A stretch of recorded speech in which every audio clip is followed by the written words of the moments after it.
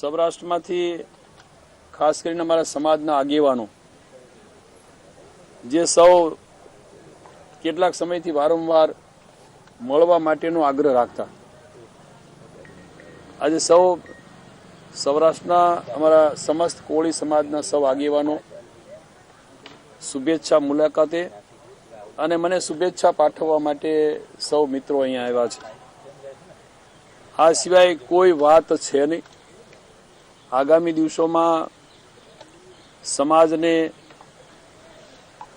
કયા રસ્તે સૌએ સાથે મળીને લઈ જવા એની થોડી વાતો થઈ છે.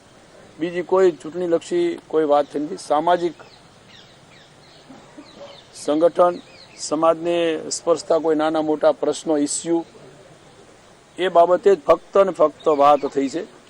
અને આજની આ મુલાકાત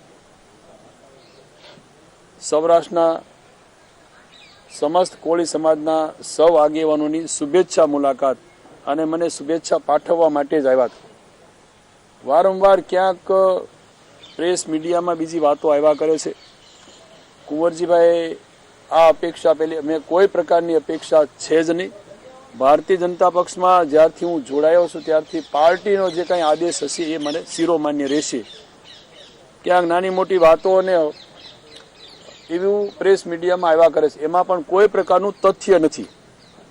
આજે મેં જે મળ્યા તે ફક્ત મેં આપને કીધું તેમ ફક્ત સમાજના લોકો, અને આગામી દિવસમાં સમાજના લોકોએ સૌએ સાથે મળીને શુભેચ્છા સાથે રણનીતિ નક્કી કરવા માટે અને સૌએ સાથે રહેવા માટે એટલી જ ફક્ત ચિંતા અને એટલી જ આજે ચિંતન થયું છે. બીજી કોઈ ચર્ચાઓ થઈ નથી. લોકસભાની ચૂંટણી યોજાવાની છે ત્યારે કોળી સમાજને એક કરવા માટે તમે કોઈ મહાસંમેલનનું આયોજન કરવાના? હા, સૌએ થોડી આજે વાત મૂકી હતી કે આગામી દિવસોમાં લોકસભાની ચૂંટણીઓ આવી રહી છે ત્યારે સમાજના સૌએ સાથે મળીને ચિંતન પણ કર્યું અને આગામી દિવસમાં લોકસભામાં સાથે રહીને કામ કરવું એ અંગે પણ આજે વિચાર મુકાણો છે અને સૌએ સાથે મળીને એનો નિર્ણય પછીથી કરવાના છીએ. કુંવરજીભાઈ, ખાસ કરીને સમાજના આજના આ જે તમારું સંમેલન હતું, અભિવાદન સમારંભ હતો, એમાં સમગ્ર કોળી સમાજે સંપૂર્ણ સામાજિક અને રાજકીય જવાબદારી તમને સોંપી છે એવી કોઈ ચર્ચા થઈ છે?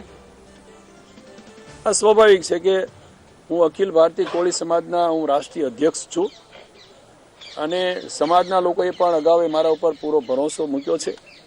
અને જ્યારે ભારતીય જનતા પક્ષમાંથી સરકારે પણ આવડી મોટી જવાબદારી આપી હોય ત્યારે સ્વાભાવિક છે કે લોકોને પણ, સમાજના લોકોને પણ નાની મોટી અપેક્ષાઓ હોય ત્યારે સૌએ સાથે મળીને આગામી દિવસોમાં જે કાંઈ કુંવરજીભાઈ એટલે કે હું જે કાંઈ સાથે મળીને બધા સાથે સમાજના લોકો સાથે મળીને જે નિર્ણય કરીએ એ પ્રમાણે આગળના દિવસોમાં આગળ વધશું.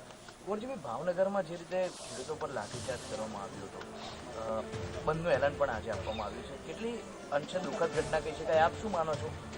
નહીં, ભાવનગરની જે ઘટના બની છે એમાં ક્યાંક ને ક્યાંક અમુક લોકો તરફથી ઉશ્કેરાને આ મુદ્દો તો લગભગ 10-12 વર્ષ પહેલાનો જે કાંઈ ઇસ્યુ છે જૂનો પ્રશ્ન છે, પણ એને કોઈ ઉશ્કેરીને સીધા વહીવટી તંત્ર સામે, પોલીસ સામે મૂકી દેવામાં આવ્યા, જેને કારણે આ એક બનાવ બનવા પામ્યો છે.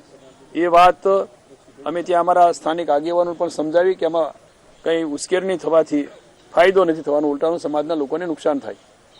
પણ એના માટે કોર્ટે પણ જામીન આપી દીધા છે. બંધનું એલાન ભૂતકાળમાં હતું, આજે કોઈ બંધનું એલાન છે નહીં. અને અમે બધા જ અમારા ત્યાં સમાજના લોકોને પણ એ વાત સાચી વાતથી બરાબર સમજાવ્યા છે. અને હવે ક્યારે આ ઉતાવળથી એવું પગલું ન લે અને જે કંઈ કાયદાકીય મર્યાદામાં જે કંઈ રજૂઆતો વગેરે થાય એવી વાત પણ અમે અમારા ત્યાં સ્થાનિક આગેવાનોને અને કાર્યકરોને, ગામ લોકોને સમજાવ્યું છે. 2019ની લોકસભાની ચૂંટણીમાં પણ સમાજને અને ક્યાંક ને ક્યાંક યોગ્ય સ્થાન મળે તેવી પણ ચર્ચા થઈ છે રાજકીય રીતે જોવા જઈએ. સ્થાનમાં તો એવું કહીશું કે ભારતીય જનતા પક્ષના વરિષ્ઠ સંગઠને અને દેશના વડાપ્રધાન અને રાજ્યના મુખ્યમંત્રી અને ભારતીય જનતા પક્ષના સંગઠને આવડી મોટી જવાબદારી સાથે જ્યારે મને એ જવાબદારી સોંપી જ છે તો સમાજના લોકોને સંતોષ છે કે અમારું કામ ત્યાંથી નાનું મોટું થશે અને અપેક્ષાઓ પણ છે અને સંતોષ પણ છે. એટલે લોકસભાની ચૂંટણી વખતે તો જે કાંઈ પક્ષ તરફથી સંગઠનની જવાબદારી કે કામની જવાબદારી સોંપવામાં આવશે એ નિષ્ઠા અને પ્રમાણિકતાથી સારાએ ગુજરાત અને સૌરાષ્ટ્રમાં નિભાવશું. Thank you.